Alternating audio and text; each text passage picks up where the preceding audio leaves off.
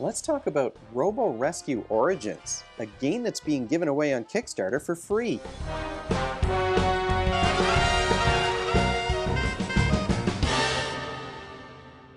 Welcome to Brains on Games. I'm Dr. Brian McDonald, and today we're going to talk about a tableau building game that's really quick to learn. This is a simple, quick tableau builder that's being given away on Kickstarter for this much, $0. It's a game called Robo Rescue Origins. And this is a prequel to a larger, more advanced game that I think is coming in the fall. But they're giving away this tableau builder, this little deck of cards. This is coming from Everland Studio, who were kind enough to send me a couple of decks of this game. It's a tableau building game, like I said. It works with one or more players. Each player has to have their own deck. My understanding is that the game is free and you can get an extra deck for $1. So you can have a few so that you can play with your friends.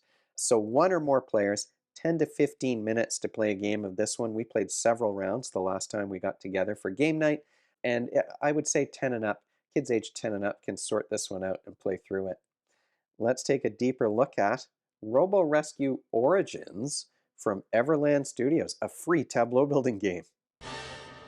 Robo Rescue Origins is a light tableau builder, and what you're trying to do is earn as many points as possible. If you're playing competitively against other players, you're trying to be the one who earns the most points. So you're just trying to earn points in this game by placing cards in your workshop and your storage area here of this is your laboratory. How does this game work? Well, you've got these two cards that are kind of player guides, but they're also showing where cards can be played. The top one is the workshop. You're playing cards to the left or right of the workshop. The bottom one is the storage area. You're playing cards. So you've got 4 areas where you can place cards, but there are rules in terms of placement. You're going to have, each player will have their deck of cards. There are going to be 3 cards face up. These are cards that in the second half of the game, you have the option to choose one of these. They might be more helpful for you than taking a random one from the deck. At the start of your turn, both players, and you can play this simultaneously because you're not really impacting one another where you're putting these cards. You're working from a separate deck even. So you could play simultaneously, or you could take turns and help the other player if they're still learning the game. But this is a quick one to learn and to teach. You're going to draw 2 cards off the top of the deck in the first 2 rounds. Then you have to figure out where you want to put them. There's some rules about placement here. If we look just at the bottom, the storage space, only robot parts can go in the storage space. So there are cards here that have robot heads or arms or torsos or legs. You can only put robot parts down there at the bottom. Other cards are workbenches. They can't go in the storage area, or engineers can only go in the workshop as well. If you're playing on the bottom, the rule is that you cannot have a card in the same color on the same side. The other rule is that one of the icons on your card has to be present on all of the cards on that side of your board. So here I'm lucky enough that I've got 2 with torsos and wheels, so I'm creating a chain of torsos and wheels. Now if I get a third one that only has a torso but not a wheel, that's going to reduce to an extent the number of points that I'm going to get here, because now I don't have a chain that goes all the way for both of those. I only have torso, so I'm going to get 6 points here. If I had managed to get another one like this in purple, then I would be counting up 1, 2, 3 points, and then 2, 4, 6 points, plus I get a bonus for the number of cards that I have on that side of the board. So in the storage space, you're creating a chain of robot parts that are going to earn you points based on the icon that carries through the entire set of cards that you've placed on that side. Like I said, if I drew another red one, I couldn't put it on this side because there's already a red. I'm going to get bonus points based on the number of cards that are on that side in the deck. And here, if I manage to get 4, which could be challenging, I'm going to get 2 points for each one of those. That's an extra 8 bonus points, which is huge in this game.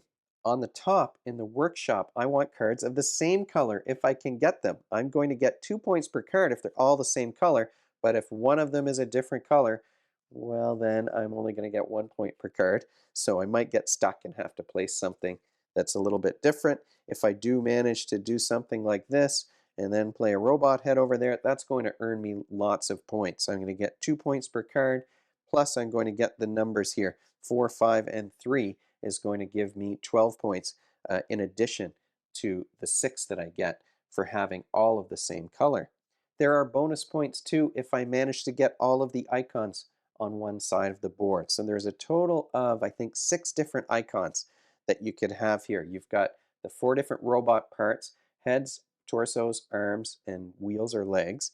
And then you've got the workbench and the engineer. And if I manage to get all of those on one side, I'm going to get bonus points for that. The other thing that makes it tricky here in the workshop part of the board is that I can't repeat robot parts. So this would be a risky one to play early in the game because it's got 3 robot parts on it. And if I draw a card, I'm drawing these 2 cards at random, I'm going to be really stuck here if I wind up with one that doesn't have, say, a head on it. I need to have just a head. If it has a head and a torso or a head and an arm, I'm not going to be able to play that card on this side.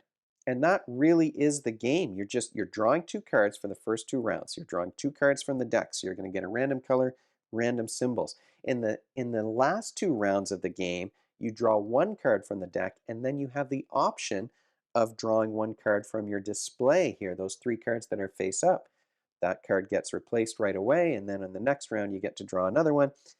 It can happen that you might draw cards that cannot be played. That happened in the first game that we played when we were still learning it.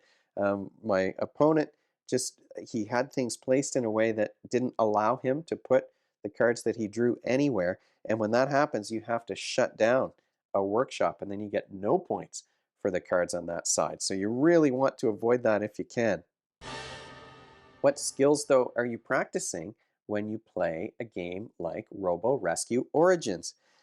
Well, this is a game where pattern recognition is important, right? Because you're looking for the patterns here in the cards, and you need to put them in a way that's going to allow you to complete that pattern to earn the most points. So it is very much about pattern recognition. There's some planning, a little bit of planning involved. You have to think ahead.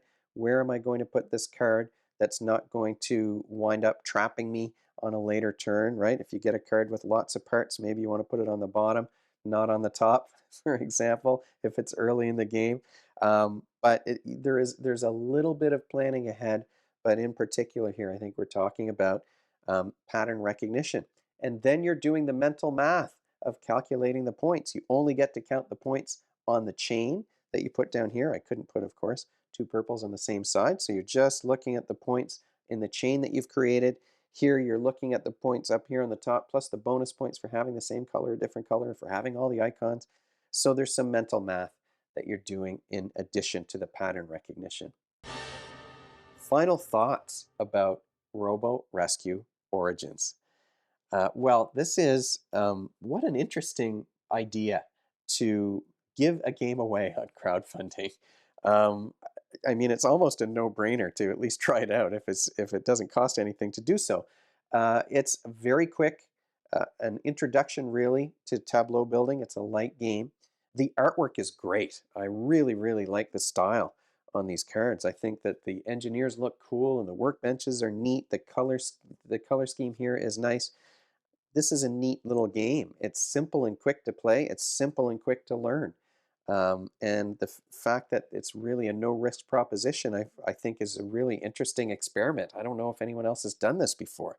So I'm not sure how things are going to work with the shipping, but to get a free deck of cards like this, and to just even be able to play a little solitaire game where you're just kind of trying to maximize your points, it's a fun, neat little thing. As I said, the artwork is great. If there's a downside, it's that I mean, it's very simple and there's no player interaction. So if you've got 4 people around the table, you're just building your own tableau. You're almost playing simultaneous solitaire and seeing who's going to earn the most points. A lot of tableau builders are like that. They don't have a lot of player interaction. You can't impact the other player's tableau. It makes me curious.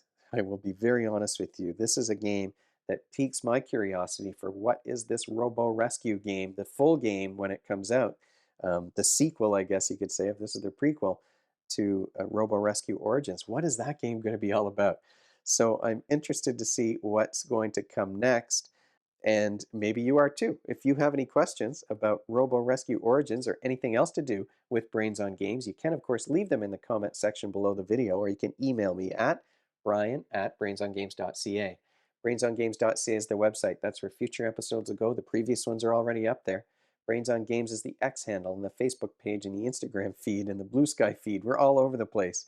And if you enjoyed this video and you want to be notified of future ones, you can head on over to YouTube and click that subscribe button. Thanks for joining me, and hopefully I'll see you next time.